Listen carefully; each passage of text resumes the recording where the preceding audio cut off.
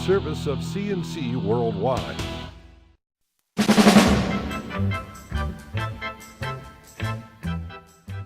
The Daily is a service of CNC News brought to you by the Greece Chamber of Commerce, providing more than 800 area companies with business solutions since 1984.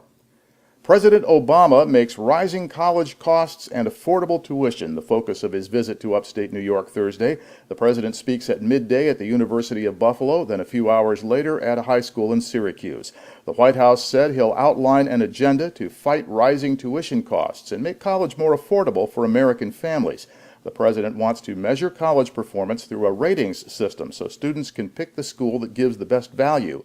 Once that rating system is in place, the president wants to link federal student aid to the college performance as rated by that survey so students can get maximum value for their federal aid.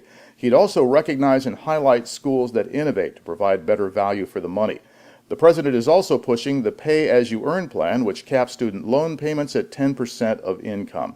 As we're recording here, the president has just touched down at the Buffalo airport, so the show is now on the road. Lines of people who got tickets to see the president in Buffalo were already around the block at 8:30 Thursday morning, and people have been tweeting photos of that crowd. Rochester police said an improvised bomb has been thrown at a Lyle Avenue barbershop early Thursday morning. This is the second time this week. An explosion went off at the Dream Cuts barbershop at 122 Lyle Avenue at 1 in the morning. Police said it was possibly a variety of fireworks made into a street explosive. It broke glass on the front of the building but caused no structural damage. As the building was unoccupied at that hour, nobody was hurt.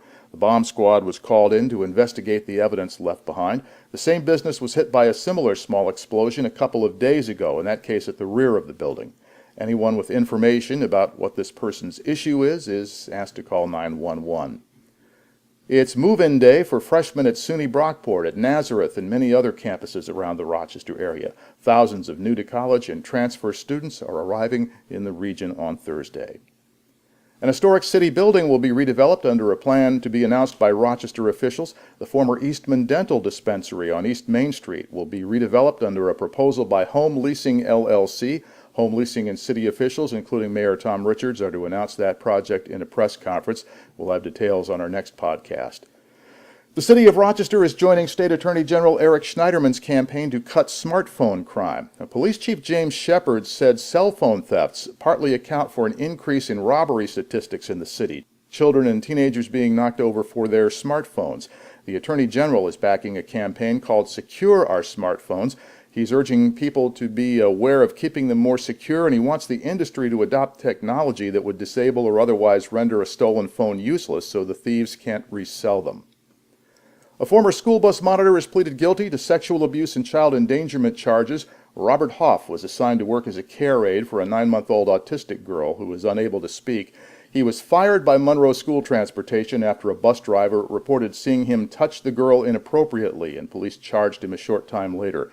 He'll spend 6 months in prison, 10 years on probation. He'll have to register as a sex offender.